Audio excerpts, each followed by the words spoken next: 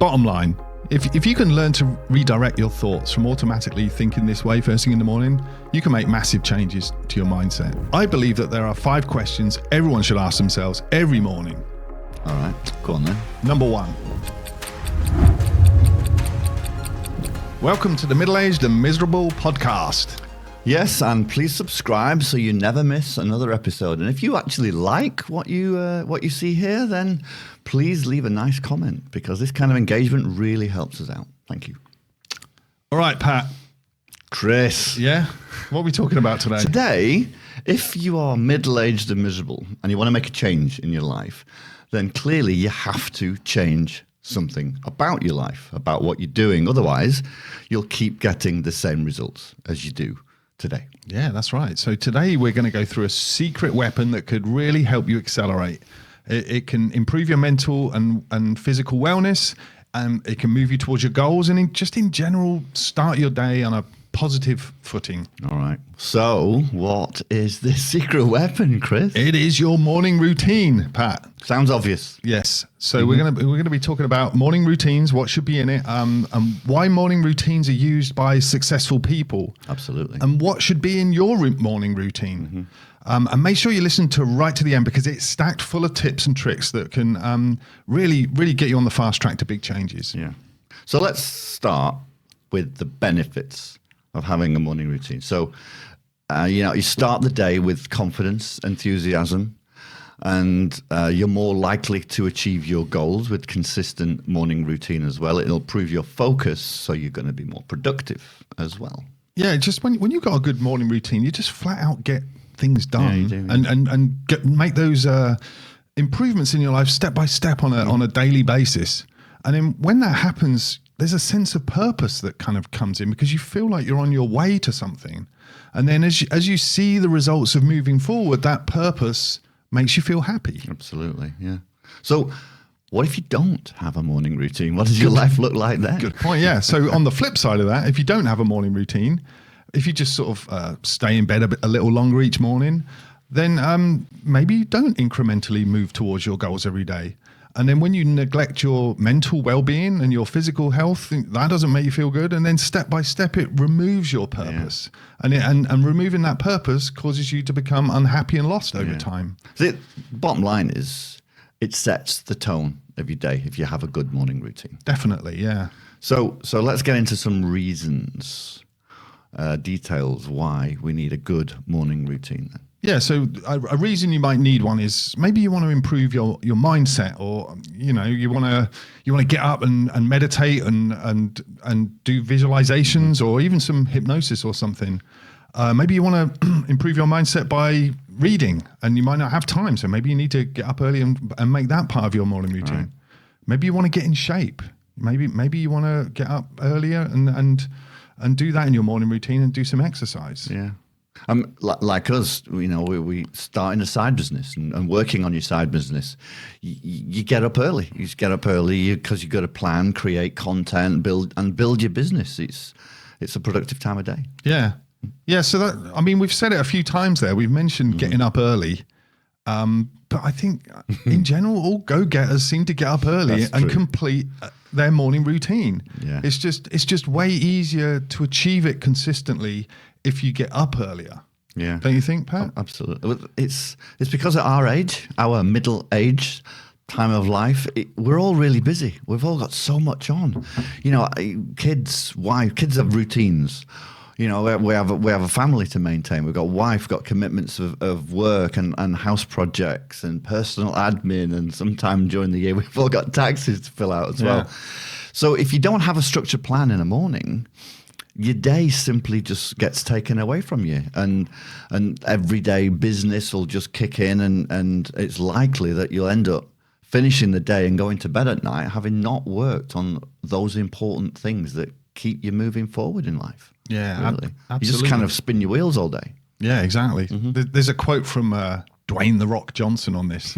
He says, "I'm not a morning person, but I make a point of getting up early to accomplish things before the world wakes up." Yeah, a lot of us say that we're not morning people as well. Yeah, but if you've got all the responsibilities that most of us have, you may have to do the same. Yeah. Maybe you got to get up a little earlier, but at least at the bare minimum, have some kind of structure there.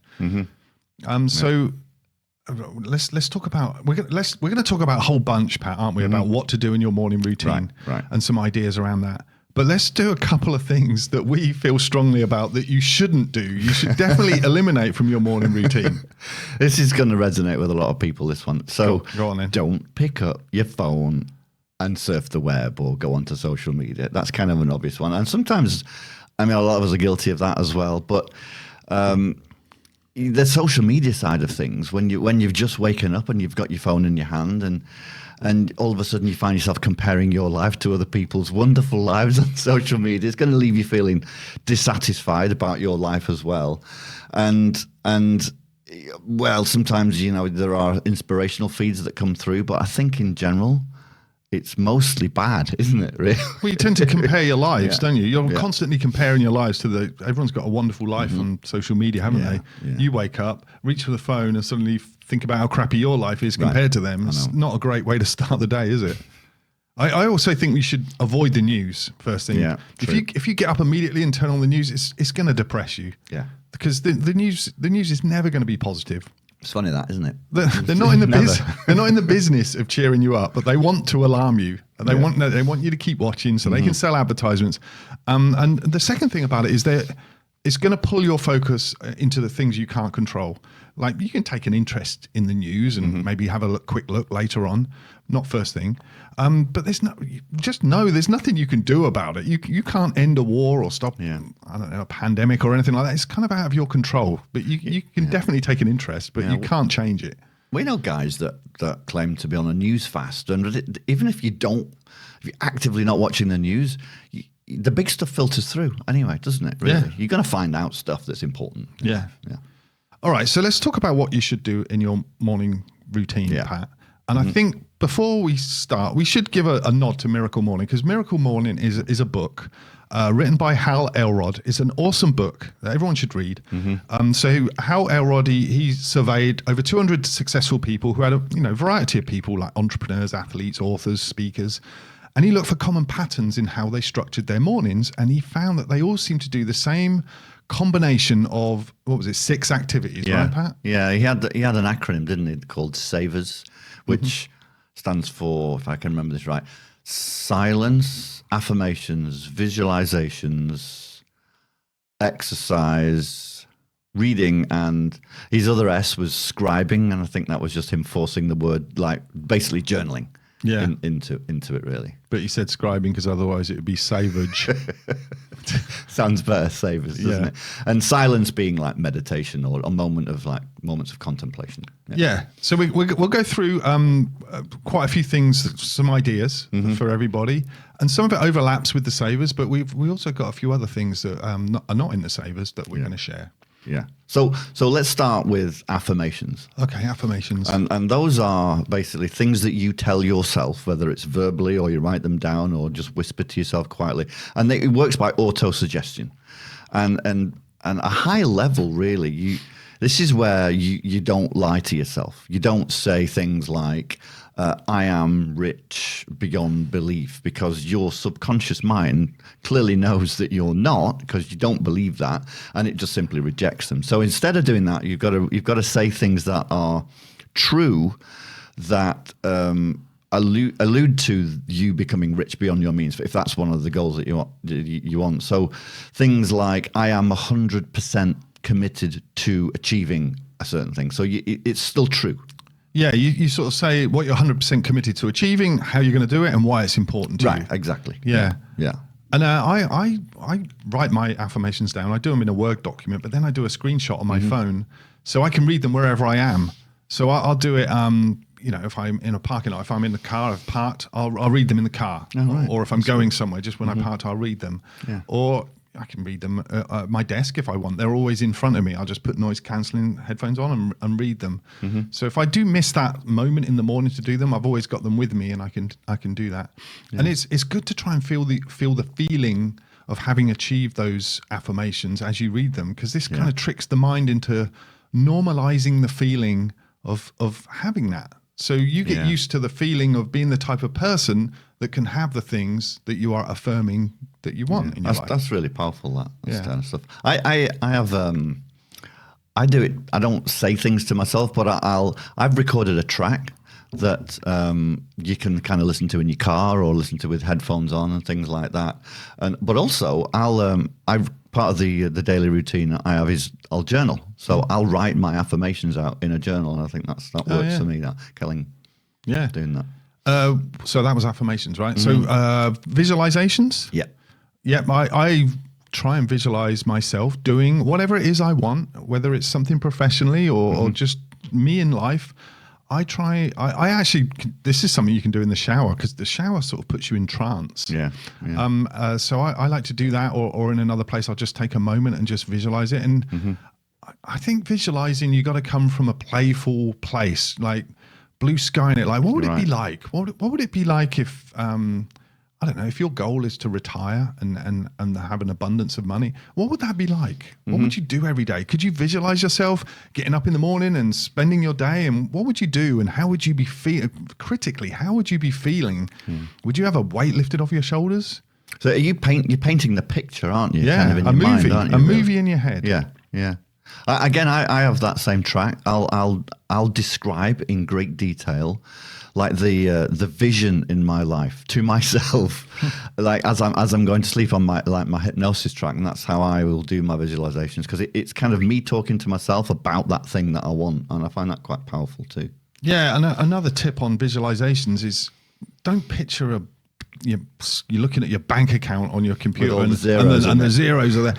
It's not exciting, Instead, I think you want to picture yourself in your dream house or doing the things you would do if you had that money. Yeah, that's kind of the way to do it. So, speaking of writing things down, journaling. Yeah, this is another important thing that we should all do every morning. Should be in your routine, eh? But it's not really. When we say journaling, we're not talking about doing your high school diary about what happened yesterday and who's in your life and things like. It's not like that. It's not talking about that, are we, Chris? Really? Yeah, I did that. I did that for a couple of years, and it is nice to look back on what you were doing at the time and everything. But I haven't got time now, and I prefer to do a concise, quick 5 questions. You got these standard 5 questions, right? That's right. Yeah. In fact, I believe that there are 5 questions everyone should ask themselves every morning. All right, go on then. Number 1, what am I grateful for? Yeah, that's a great one. Yeah. That's actually the first one on my list as well. It's huge. And doing that completely transforms your mood. Yeah. In fact, this wasn't even in, I don't think it's in Miracle Morning, is it? No. So they can be really simple though, can't they? Like you can just say, thank you for, I've woken up today for my life, for the air in your lungs and for the sun in the sky. It can be so simple. I try and challenge myself to write 10 different ones every day. Yeah, that's a good one. Along the same theme sometimes, because sometimes you'll run out of ideas. But if that really gets you thinking, it's a great little exercise, that. Yeah, so number 1 question was, what am I grateful for? Right. Number 2, what wins can I celebrate from yesterday? Because I think that we often focus on what is wrong with our lives and what we don't have in our lives. But when things go right, it's good to focus on them and just say, hey, I had a win yesterday. This happened. I moved forward here. I did this. I had a great conversation, whatever it is. Yeah. But it gradually sort of turns your mindset. So you're not only becoming more positive, it's actually training you to look for where you're winning in life. Yeah, it's like the reticular activating it's system activating kicking in right there. It is, yeah. Question 3 is I ask myself how I'm feeling, and it's body and mind. So I just feel, am I feeling strong in my body? Did I do a good workout, or have I not been working out? Have I recently been sick, but now I'm getting better, and it brings to my attention that I'm feeling better.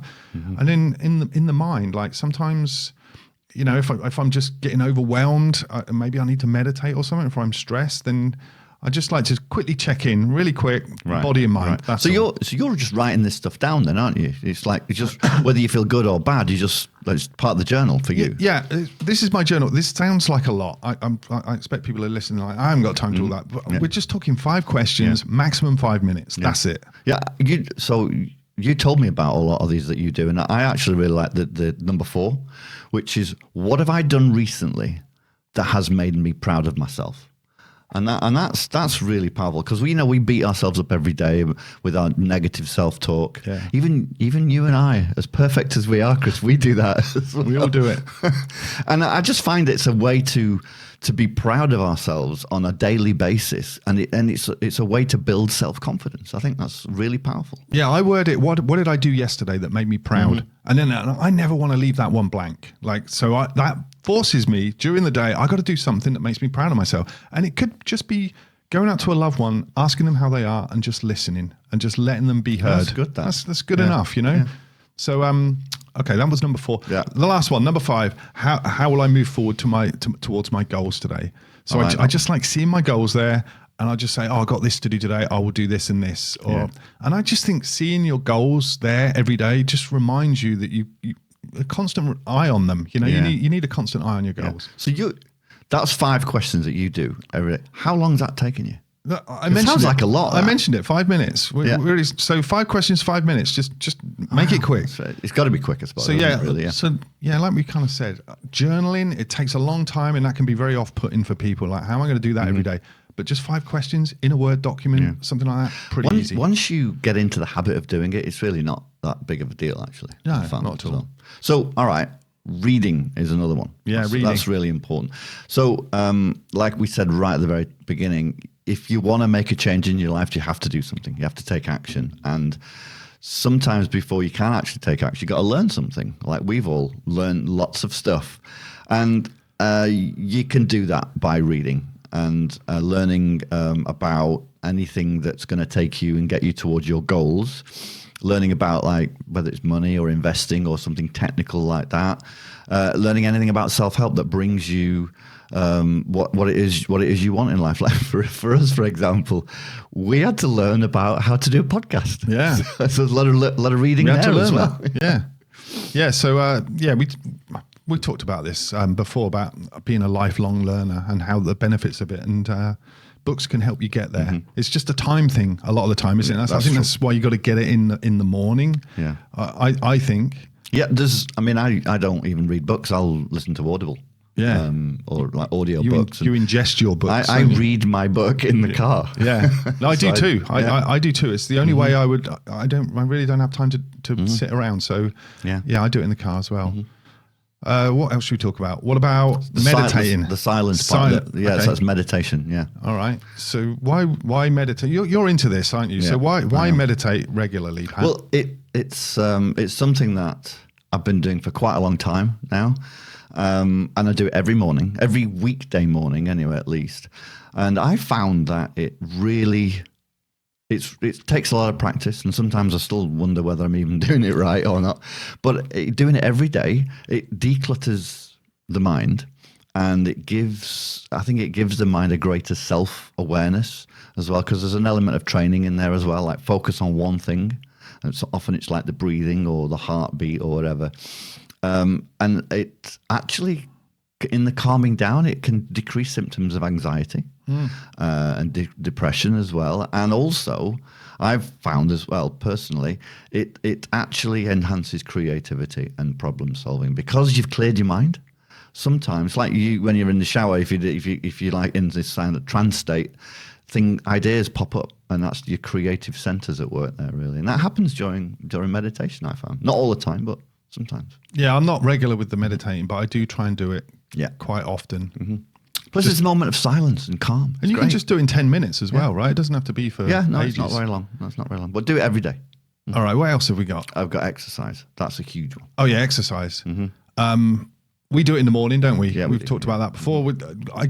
I just think getting it done early is the only way you're going to get it done consistently. Absolutely. If you decide to do it in the evening, you're going to get sidetracked. Life's going to happen. So if you do it in the morning, it obviously it wakes you up. But I like it because you feel great later on. You do. Physically and mentally. You know, you're in a meeting later on and you just think, I did it. It's done. I feel great. That's because often it's horrible. Yeah. But once you've done it first thing in the morning, you've locked it in for the day. It's done. It's out of the way. You can just get on with the rest of your day. Exactly. It's the best time. Yeah. And speaking of time in the morning, I love that. You have this 8-minute workout hack that you used to do. Yeah, I don't do it anymore because I do F3 now. But I used to do an 8-minute workout on my phone every day. There are loads of apps, 8-minute workout apps. Really? I did it 5 days a week for probably 2 years. Wow. You know, it's just like push-ups for 1 minute and then it'll beep, wall sits for 1 minute, beep, and then squats, abs, whatever. You can do a lot of damage in 8 minutes. You wall sit for 1 minute, you'll know about it. Yeah, your legs will know about But it. I used to do that in 8 minutes, 5 days a week. I used to feel great. I used to walk into work, my legs felt strong. That's really good. Yeah, I highly recommend it. All right, so we talked about a lot here. So Yeah. let's just recap what we've just gone through in very high level. So we talked affirmations, visualizations, journaling, reading, meditation, and exercise. Yeah, and you know, we realize this does sound like a lot. does, yeah. But you're probably not doing it every day. I mean, unless you're doing that 8-minute exercise, you don't have to exercise every day. Right. The meditation, I don't do that every day, although some people do. And you can sort of pick and choose what you want to do. Yeah, you don't have to. Affirmations don't take long. The key is getting into a habit of doing something every day. Yeah, it's really. almost like pick which ones you like. Reading, definitely do it in the car. Listen to something. So it sounds like a lot, but it's you can just sort of tailor your own morning routine. Yeah. But just know you're going to benefit from doing some or all of these things. I only do it weekdays. I don't do anything like this on a weekend. It's kind of like my time off, and yeah. I don't know. I think you might burn out if you just don't ever stop doing it. Yeah. It's a weekday thing for me. Yeah, and for if anyone's out there thinking, I haven't got time for all that, I created I had a 10-minute audio track once where You made this yourself? Yeah, right? I wrote it and then I recorded it with the microphone and it was me talking with some music behind it and it had my affirmations. So I didn't have to do anything. I just put it on for 10 minutes. It would recite my affirmations to me. Even had like a bit of exercise, like, okay, now do 10 squats, now do 10 push-ups. Visualizations, it sort of walked me down a sort of jungle path. I think it was a jungle path or a wooded path and visualize what I want. And then there was motivational quotes in there and some questions and a gratitude. There was a moment where it said, now stop, write down your gratitude list. Okay. That was a 10-minute thing. Yeah. And I would knock off most of those things we just That's really good because that's structured. mentioned. It forces you to 10 minutes every day. Yeah. But it's structured, isn't it? As Yeah. well? Yeah. It's the same. Yeah, so that's really something you good, can do as well. Here's another subject, Pat. We should get into this. This is not a miracle morning. I haven't heard a lot of people talk about this, but this is something I started doing.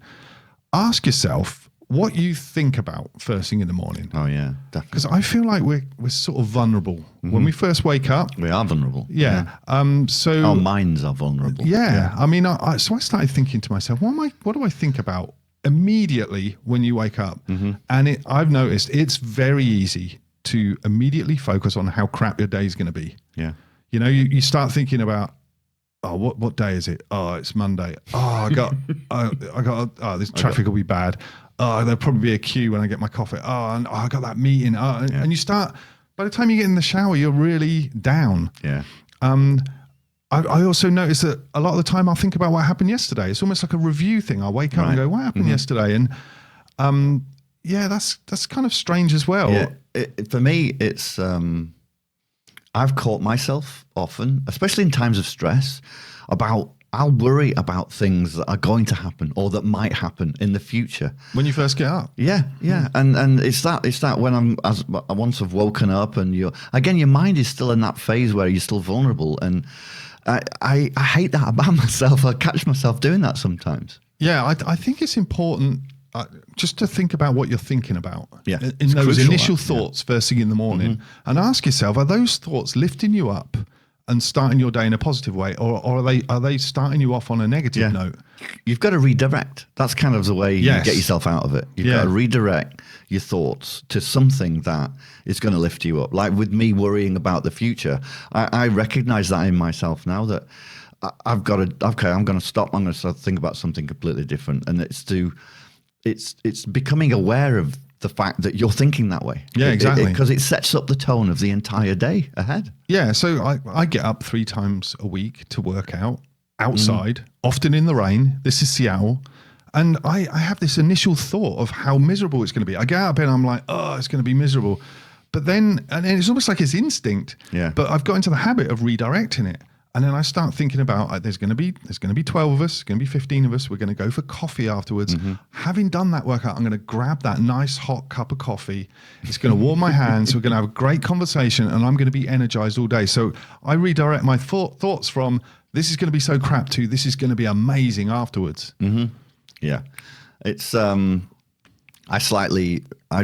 I redirect my thoughts in a slightly different way to that, because you're thinking about everything that's positive. I'm thinking about how I would feel about myself if I don't do this really hard thing, like with exercise particularly, because getting up at 4:30 in the morning working out is not an easy task at all, and everything inside me doesn't want to do it. But I'll think about, because I know myself now, I know I will hate myself if I don't do it. So that actually is the way I redirect, and it just gets me going. Yeah. Bottom line, if you can learn to redirect your thoughts from automatically thinking this way first thing in the morning, you can make massive changes to your mindset. Absolutely. So what else have you got then, Pat? So being productive first thing in the morning. It's literally for me the most productive time of the day. Actually, it's when I'll start my day. I'll plan out my day. What's my day going to look like? And you're taking deliberate action and steps about what you want your day to look like. I'll spend an hour on, for example, this podcast, for instance. I'll work on our other side businesses, or I'll help my wife out with her business. She has an art business that I'm helping her out with. So I will have these little pockets, and I'm going to plan. I'm going to do this, and this, because that's for me the most productive time of the day. Really, first thing in the morning.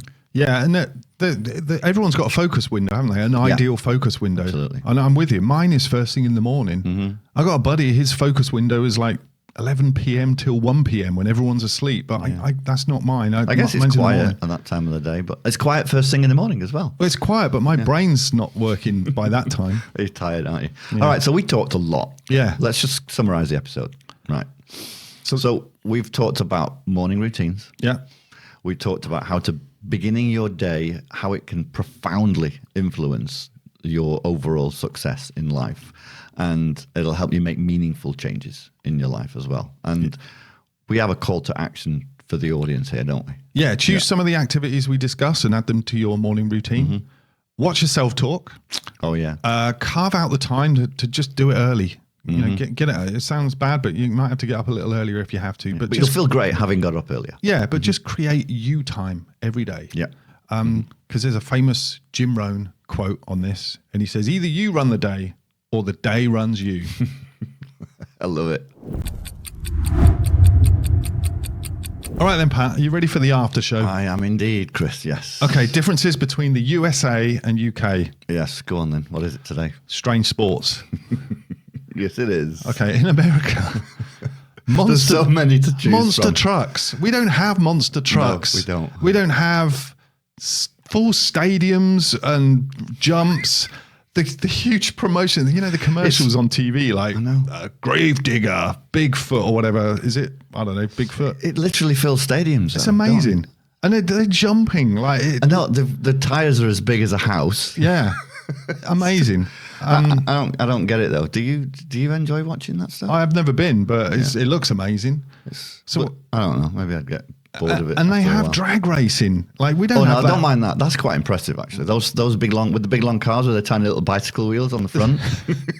We don't have that in Britain, do we? Well, not that I know of anyway. There's no straight lines in Britain. That's probably why we don't have it.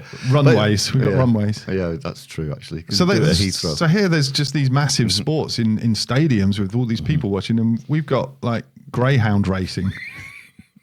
I've been to the greyhound track, by the way. Have you? Yeah, it's kind of crazy time. I mean, this was a long time ago, and these dogs, they're not chasing a hare. They're chasing this fluffy little stuffed toy that's on this track that bombs around.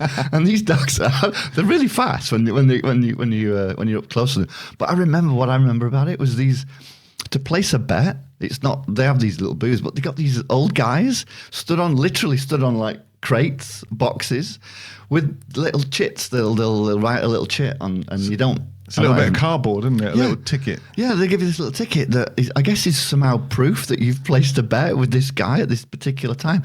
And somehow it worked. I mean, I never made any money on it or anything like that, but I thought this was a very unofficial and kind of backwater kind of they have those way to place a bet. They have them at the horse racing as well. Oh, do they? And they've got their language, their tic-tac-toe language. Yeah, that's right. Yeah. Yeah, and so in America as well, they got WWF wrestling. That's what I was hoping we were going to get to, because that to me, it's not real, is it? It can't. It's it's like, I mean, It's entertainment. It's sports entertainment. That's what it is. That's what they call it. It is. We had to. But it's like a movie production, isn't it? It's amazing. Like again, it's a stadium.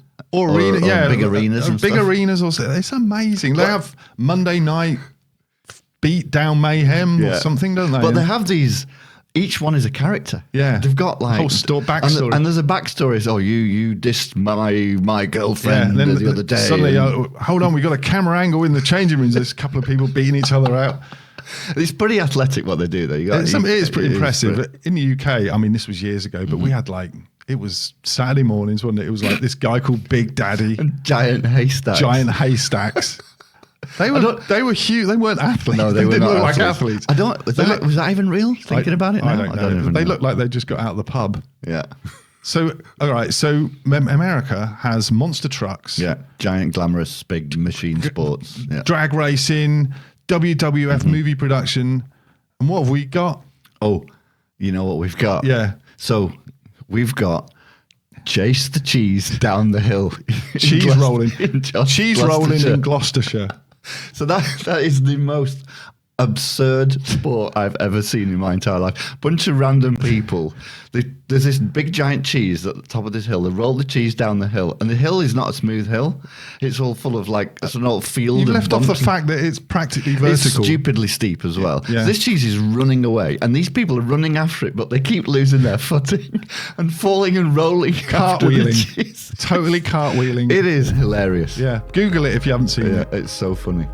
Thanks for tuning in. If you like what you heard, please like and subscribe so you never miss another episode. Also, check out our social media content for more ways to avoid being middle-aged and miserable.